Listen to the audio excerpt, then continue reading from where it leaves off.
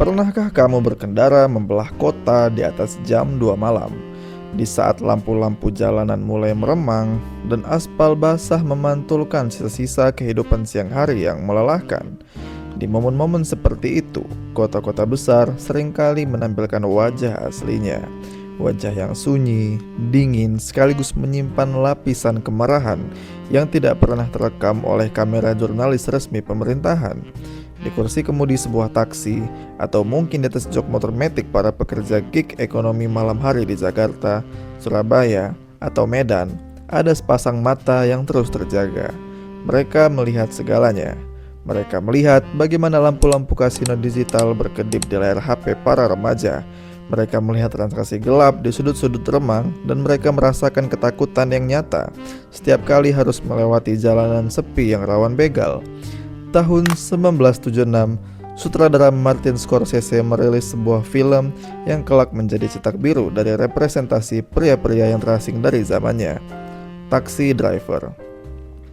Mayoritas kritikus film membahas Travis Bickle, sang karakter utama, sebagai simbol dari trauma pasca perang atau gangguan tidur kronis.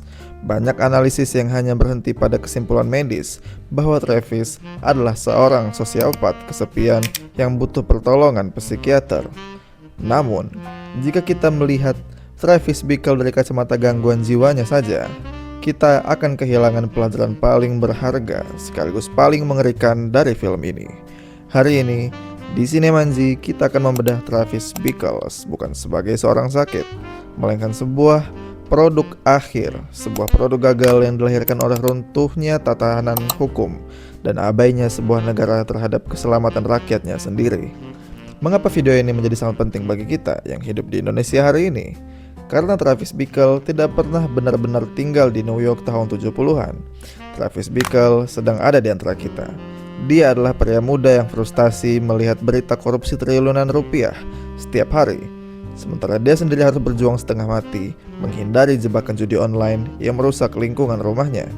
Dia adalah korban begal yang laporannya diabaikan, atau saksi mata kejahatan yang memilih diam karena tahu hukum bisa dibeli. Dan hari ini kita akan membongkar bagaimana bobroknya sistem penegakan hukum di Indonesia sedang menggelar karpet merah bagi lahirnya ribuan Travis Bickle baru yang siap main hakim sendiri.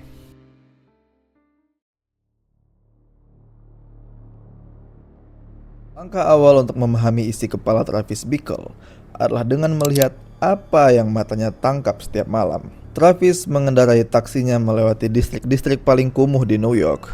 Dia melihat prostitusi anak, peredaran narkoba terang-terangan, dan premanisme yang menguasai jalanan, yang membuat Travis perlahan-lahan kehilangan akal sehatnya. Bukanlah keberadaan kejahatan itu sendiri, melainkan satu hal: ketidakberdayaan absolut dari sistem hukum untuk menghentikannya. Jalanan mendingin, kriminalitas merajalela, dan polisi seolah-olah hanya menjadi penonton bayaran yang sibuk dengan urusan administrasi mereka sendiri.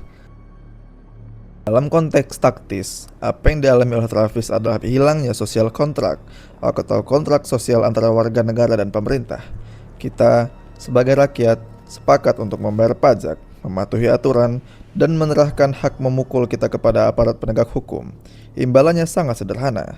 Negara harus menjamin bahwa ketika kita berjalan di malam hari, kita merasa aman. Negara harus menjamin bahwa mereka yang merampas hak orang lain akan dihukum dengan adil. Sekarang, mari kita geser cermin ini tepat di depan wajah Indonesia saat ini. Apa yang kita lihat? Kita melihat sebuah realita di mana kejahatan tidak lagi bersembunyi di gang-gang gelap, melainkan sudah masuk ke dalam kamar tidur anak-anak kita melalui layar smartphone. Fenomena judi online telah menjelma menjadi kanker stadium akhir yang menghisap darah ekonomi masyarakat kelas bawah, menghancurkan keluarga, dan memicu gelombang kriminalitas baru. Dan di mana negara saat itu terjadi? Di mana aparat penegak hukum ketika bandar-bandar besar ini beroperasi dengan omset triliunan? Mengapa penindakan selalu terasa lambat, setengah hati, dan hanya menyasar kaki tangan kelas teri? Di jalanan fisik, situasinya tidak kalah mencekam. Di beberapa kota besar, pulang malam hari sudah terasa seperti bertaruh nyawa. Fenomena begal, kelitih, tawuran bersenjata tajam, hingga premanisme berkedip di bawah lampu jalanan tanpa ada patroli yang berjaga secara konsisten. Ketika masyarakat menjadi korban kejahatan, prosedur pelaporan seringkali terasa seperti sebuah birokrasi yang melelahkan dan mahal. memunculkan sinisme kolektif di tengah masyarakat. Lapor kehilangan kambing, malah harus kehilangan sapi. Ketika hukum tajam ke bawah namun tumpul ke atas, ketika koruptor kelas kakap bisa berjalan melenggang dengan hukuman terasa seperti masa liburan, disitulah fondasi psikologis masyarakat mulai retak. Travis Bickle mengamati kebusukan New York dan menulis di buku hariannya, "Suatu hari nanti, hujan lebat akan datang dan membasuh semua sampah di jalanan ini." Kalimat itu bukan puisi romantis, itu adalah sebuah peringatan taktis bahwa ketika hukum mati, masyarakat akan mulai mencari hujan mereka sendiri. Bagaimana sebuah sistem yang bobrok mengubah seorang pria biasa menjadi seorang vigilante, seseorang yang mengambil alih fungsi hukum dengan tangannya sendiri? Proses ini tidak terjadi dalam semalam. Ini adalah transformasi psikologis yang bertahap, dan Travis Bickle adalah contoh studi kasus paling sempurna. Awalnya, Travis mencoba menjadi bagian dari sistem. Dia bekerja dengan jujur, dia mencoba membangun hubungan sosial yang normal dengan seorang wanita bernama Betsy yang bekerja di tim kampanye politik. Betsy mewakili ilusi dari sistem yang bersih. Dia rapi, wangi, berada di dalam lingkaran kekuasaan, dan percaya bahwa politik bisa mengubah keadaan. Namun, Travis segera menyadari bahwa dunia Betsy adalah dunia fata morgana. Politikus yang dikampanyekan oleh Betsy hanya bisa mengumbar janji-janji manis tentang perubahan tanpa pernah benar-benar mengerti bagaimana rasanya menjadi pria kesepian yang terancam di jalanan malam hari. Ketika Travis ditolak oleh dunia Betsy, ego individunya hancur. Dia merasa tidak terlihat, tidak berdaya, dan tidak berguna bagi sistem. Rasa tidak berdaya yang kronis ini adalah bahan bakar paling berbahaya bagi psikologi seorang pria. Ketika seorang pria merasa maskulinitas dan eksistensinya dikebiri oleh lingkungan sekitar, otaknya secara tidak sadar akan mencari mekanisme pertahanan diri yang paling ekstrim, agresi fisik. Travis mulai mengunci dirinya di kamar. Dia berhenti mengeluh, dia mulai melakukan latihan fisik yang berat, membentuk tubuhnya, dan yang paling krusial, dia mulai membeli senjata api secara ilegal. Disinilah taktik vigilantism dimulai. Travis mengubah narasi hidupnya dari korban yang kesepian menjadi sang penyelamat yang perkasa. Dia menciptakan sebuah misi suci di dalam kepalanya untuk membersihkan kota dari para kriminal yang gagal ditangkap oleh polisi. Di Indonesia, kita tidak perlu melihat film untuk menemukan pola psikologis seperti ini. Pola ini sudah lama hidup dan meledak di jalanan kita adalah bentuk aksi main hakim sendiri yang brutal. Mengapa sekelompok warga tega membakar hidup-hidup seorang pria yang diduga mencuri motor? Mengapa supporter garis keras atau anggota ormas merasa berhak melakukan sweeping dan persekusi di tempat umum? Mengapa netizen Indonesia begitu gemar melakukan doxing dan pembunuhan karakter digital terhadap orang-orang yang melanggar moral? Jawabannya sama, karena mereka tidak percaya pada aparat. Ada rasa frustasi massal yang terpendam di kepala masyarakat kita. Ketika mereka melihat hukum resmi mandul, secara tidak sadar ada kepuasan primitif ketika melihat keadilan ditegakkan dengan kekerasan instan. Aksi main hakim sendiri di Indonesia adalah bentuk pemberontakan ego dari masyarakat yang sudah terlalu lama merasa tidak dilindungi. Mereka merebut hak menghukum dari tangan negara karena negara dianggap sudah terlalu malas untuk menggunakannya.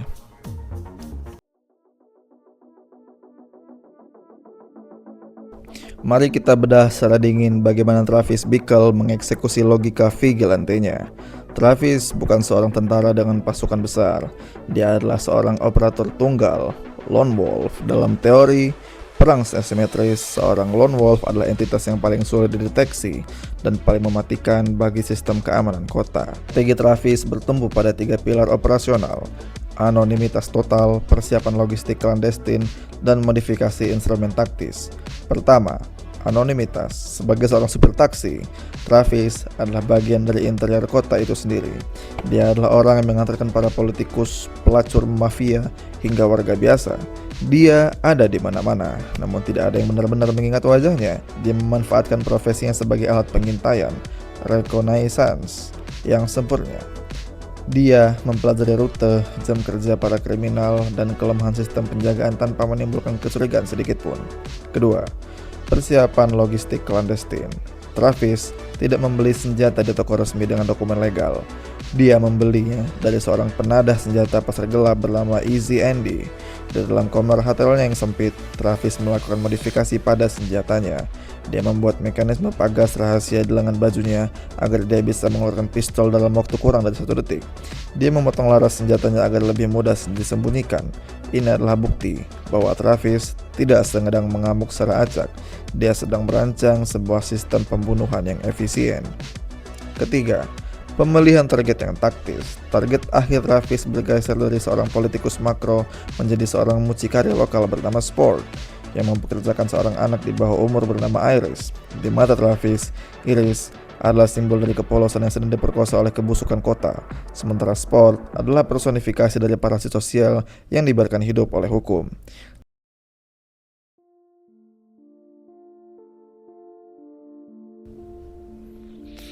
Puncak ironi dan kejeniusan dari film Taxi Driver terletak pada babak akhirnya. Setelah Travis Bickle melakukan pembantaian berdarah di rumah bordil milik Sport, membunuh semua mucikari dan penjaga dengan yang sangat brutal, Travis kehabisan peluru dan mencoba menembak kepalanya sendiri, namun pistolnya kosong. Dia terduduk lemah di sofa bersimbah darah dikelilingi oleh mayat-mayat saat polisi akhirnya datang terlambat seperti biasa. Secara logika hukum, Travis adalah seorang pembunuh massal psikopat yang harus mendekam di penjara seumur hidup atau bahkan dihukum mati. Namun apa yang terjadi selanjutnya? Ketika Travis terbangun dari komanya di rumah sakit, dia mendapati dirinya tidak mengenakan baju tahanan. Media massa justru meliputnya sebagai pahlawan nasional. Surat kabar memajang fotonya dengan tajuk utama, "Sopir taksi pemberani menyelamatkan anak di bawah umur dari seorang prostitusi." Orang tua Iris menulis surat ucapan terima kasih yang penuh tangisan, menganggap Travis sebagai malaikat penolong yang dikirim oleh Tuhan. Bahkan Betsy, wanita sistem yang dulu menolaknya, kembali menatap Travis dengan pandangan penuh kekaguman saat naik ke taksinya lagi. Ini adalah sebuah paradoks sosial yang sangat dingin. Masyarakat begitu haus akan keadilan hingga mereka tidak peduli lagi apakah keadilan itu datang dari tangan seorang psikopat yang haus darah. Disinilah letak kritik terbesar Scorsese terhadap sistem pemerintahan yang korup dan mandul. Ketika aparat penegak hukum gagal menjalankan fungsinya, standar moral masyarakat akan turun ke tingkat yang paling primitif. Ketika tidak lagi memedulikan prosedur, kita tidak lagi memedulikan hak asasi, kita hanya ingin melihat orang jahat mati dan orang lemah diselamatkan. Peduli setan, siapa yang melakukannya? Di Indonesia, paradoks perlawanan palsu ini adalah makanan kita sehari-hari. Berapa banyak sosok kontroversial, pemimpin kelompok radikal atau bahkan politikus korup yang berhasil mencuci dosa-dosanya di mata publik hanya dengan melakukan satu aksi populisme yang menyentuh hati rakyat kecil. Ketika pemerintah gagal menyediakan jaminan kesehatan dan lapangan kerja, seorang bandar judi online atau cukong gelap yang membagikan sembako di kampung-kampung akan dengan mudah dianggap sebagai ratu adil oleh warga setempat. Masyarakat kita sangat rentan terjebak dalam delusi pahlawan ini. Kita begitu mudah memaafkan metode yang salah, kekerasan yang anarkis, dan manipulasi hukum, asalkan hasil akhirnya memuaskan rasa haus kita akan keadilan yang selama ini kita ditahan oleh bobroknya birokrasi pemerintah. Travis Bickle memenangkan opini publik bukan karena dia benar, tetapi karena sistem yang ada di sekitarnya sudah jauh lebih busuk daripada kegilaannya itu sendiri.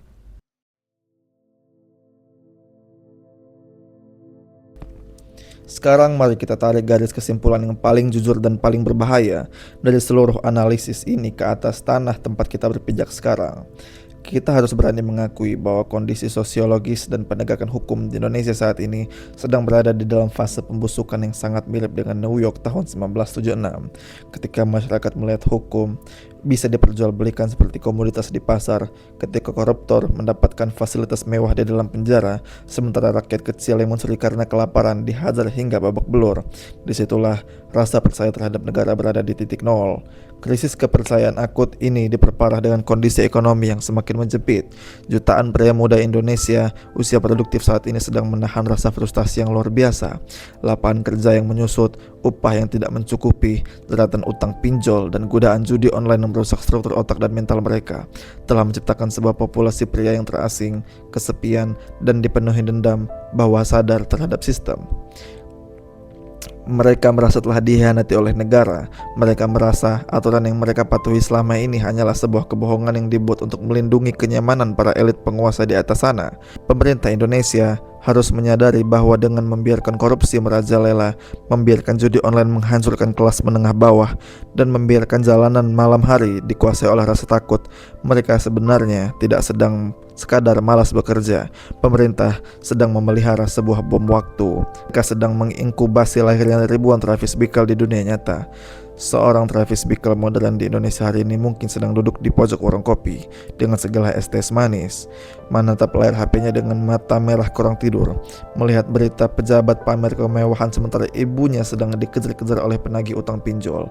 Dia sedang menahan amarah yang sama dengan yang dirasakan Travis saat menyelusuri jalanan New York. Dia sedang menunggu satu titik picu, satu momentum di mana akal sehatnya benar-benar putus, dan dia memutuskan bahwa satu-satunya cara untuk memperbaiki keadaan adalah dengan menghancurkan sistemnya secara langsung.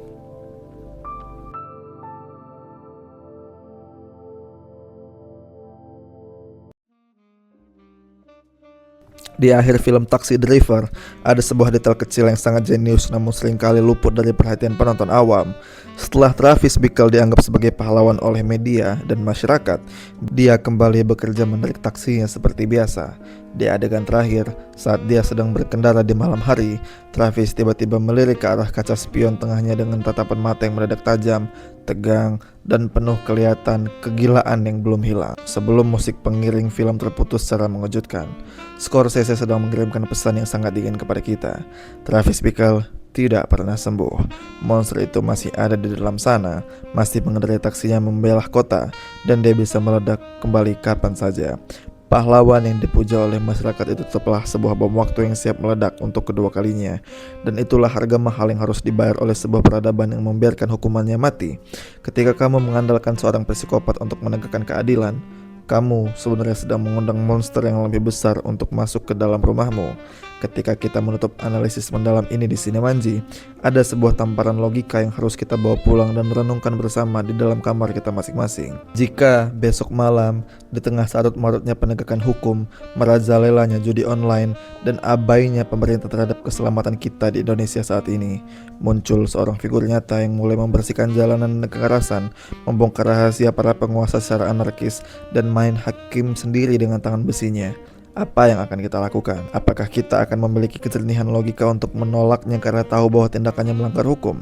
Atau jangan-jangan karena sudah terlalu muak, terlalu lelah, dan terlalu putus asa dengan kebobrokan pemerintah Indonesia saat ini, kita justru akan berdiri di barisan paling depan untuk menyemangatinya? Apakah kita akan menjadi Betsy berikutnya yang memuja kegilaan tersebut? Atau jangan-jangan tanpa kita sadari, saat kita melihat ke arah cermin di kamar kita, wajah yang sedang menatap kita balik dalam kegelapan itu adalah wajah Travis Bickle yang berikutnya. Pilihan ada di tangan kita: menuntut perbaikan sistem hukum secara waras, atau membiarkan negara ini runtuh dan menyerahkan jalanan kepada hukum rimba para vigilante. Karena pada akhirnya, di dalam sebuah negara yang hukumnya telah mati, semua orang adalah korban, dan setiap pria kesepian adalah ancaman. Terima kasih telah menyimak bedah taktik dan kritik sosial yang mendalam ini di Sinemanji. Jika isi kepala para tokoh anti-hero, manifesto para kriminal, dan strategi di balik pop culture lainnya adalah hal yang membuatmu tertantang untuk berpikir, pastikan kamu tetap berada di sini. Sampai jumpa di video berikutnya.